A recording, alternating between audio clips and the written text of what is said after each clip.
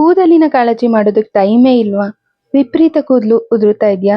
ಚಿಂತೆ ಬಿಡಿ, ನೀವು ಕೂಡ ಈ ರೀತಿ ಸೊಂಪಾದ ಕೂದಲನ್ನ ಪಡಿಬಹುದು. ನಮಸ್ಕಾರ ಎಲ್ರಿಗೂ, ನೀವು ನೋಡ್ತಾ ಇದ್ದೀರಾ ಶ್ರೀಮತಿ ಟಿಪ್ಸ್ ಚಾನಲ್. ನನ್ನ ಚಾನಲ್ನಲ್ಲಿ ಶ್ರೀಮತಿಯರಿಗೆ ಉಪಯೋಗ ಆಗುವಂತಹ ಟಿಪ್ಸ್ಗಳ ವಿಡಿಯೋಗಳನ್ನ ಶೇರ್ ಮಾಡ್ತಾ ಇರ್ತೀನಿ. ಎಲ್ಲಾ ವಿಡಿಯೋಗಳನ್ನ ನೋಡ್ಬೇಕು ಅಂತ ಅಂದ್ರೆ ಚಾನಲ್ ಅನ್ನ ಸಬ್ಸ್ಕ್ರೈಬ್ ಮಾಡ್ಕೊಳ್ಳಿ. ವೀಕ್ಷಕರೇ, ಪ್ರತಿದಿನ ನಾವು ಮನೆಯಲ್ಲಿ ಅನ್ನವನ್ನ ಮಾಡ್ತೀವಿ. ಅನ್ನವನ್ನ ಮಾಡ್ಬೇಕಾದ್ರೆ ಅಕ್ಕಿಯನ್ನ ಈ ರೀತಿ ತೊಳೆದು ಸಾಮಾನ್ಯವಾಗಿ ಅಕ್ಕಿಯ ನೀರನ್ನ ಚೆಲ್ಬಿಡ್ತೀವಿ. ಆದ್ರೆ ಇವತ್ತಿನ ವಿಡಿಯೋದಲ್ಲಿ ನಾನು ಅಕ್ಕಿಯನ್ನ ತೊಳೆದು ಮೊದಲನೇ ಬಾರಿ ನೀರನ್ನ ಚೆಲ್ಕೊಂಡಿದ್ದೀನಿ. ಇದು ಎರಡನೇ ಬಾರಿ ನೀರನ್ನ ಹಾಕಿ ಈ ರೀತಿ ಅಕ್ಕಿಯನ್ನ ನೀಟಾಗಿ ತೊಳ್ಕೊಂಡು ಇದರ ನೀರನ್ನ ಒಂದು ಪಾತ್ರೆಗೆ ಹಾಕಿಕೊಳ್ತಾ ಇದ್ದೀನಿ. ನೋಡಿ, ಈಗ ಪಾತ್ರೆಗೆ ಹಾಕೊಂಡಿದ್ದೀನಿ. ಈ ನೀರಲ್ಲಿ ನಮ್ಮ ಕೂದಲಿನ ಬೆಳವಣಿಗೆಗೆ ಬೇಕಾಗಿರುವಂತಹ ಅಗತ್ಯವಾಗಿರುವಂತಹ ಪೋಷಕಾಂಶ ಅನ್ನೋದು ಇರುತ್ತೆ. ಅಕ್ಕಿ ತೊಳೆದ ನೀರನ್ನ ತಗೊಂಡಿದ್ದೀನಿ.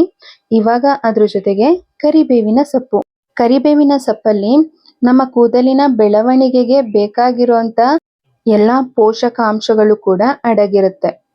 ನಾನೀಗ ಈ ರೀತಿ ಕರಿಬೇವಿನ ಸೊಪ್ಪನ್ನ ತಗೊಂಡು ನೋಡಿ, ಇದನ್ನ ತೊಳ್ಕೊಂಡು ಈ ರೀತಿ ಕತ್ರಿನ ತಗೊಂಡು ಕತ್ರಿನಲ್ಲಿ ಈ ತರ ಕಟ್ ಮಾಡ್ಕೊಳ್ತಾ ಇದ್ದೀನಿ. ಚಿಕ್ಕದಾಗಿ ಈ ರೀತಿ ಕಟ್ ಮಾಡ್ಕೊಂಡಿದ್ದೀನಿ. ನೆಕ್ಸ್ಟ್ ನೋಡಿ, ಈರುಳ್ಳಿ ಕೂಡ ಅಷ್ಟೇ. ಕೂದಲು ವಿಪರೀತ ಉದುರುತ್ತಾ ಇದೆ ಅಂತಂದಾಗ ಏರ್ ಫಾಲ್ ಅನ್ನೋದನ್ನ ಕಂಟ್ರೋಲ್ ಮಾಡುತ್ತೆ. ಮತ್ತೆ ಕೂದಲು ಮತ್ತೆ ಹುಟ್ಟೋದಕ್ಕೆ, ಬೆಳವಣಿಗೆಗೆ ತುಂಬಾನೇ ಸಹಾಯಕಾರಿ.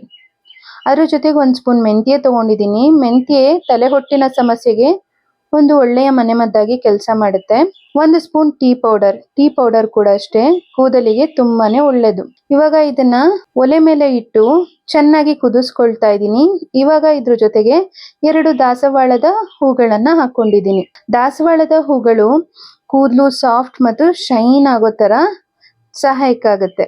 ನೋಡಿ, ಇವಾಗ ಇದನ್ನ ಚೆನ್ನಾಗಿ ಈ ರೀತಿ ಕುದಿಸ್ಕೊಂಡಿದ್ದೀನಿ. ಕುದಿಸ್ಕೊಂಡ ನಂತರ ಇವಾಗ ಇದನ್ನ ಶೋಧಿಸ್ಕೊಳ್ತಾ ಇದ್ದೀನಿ.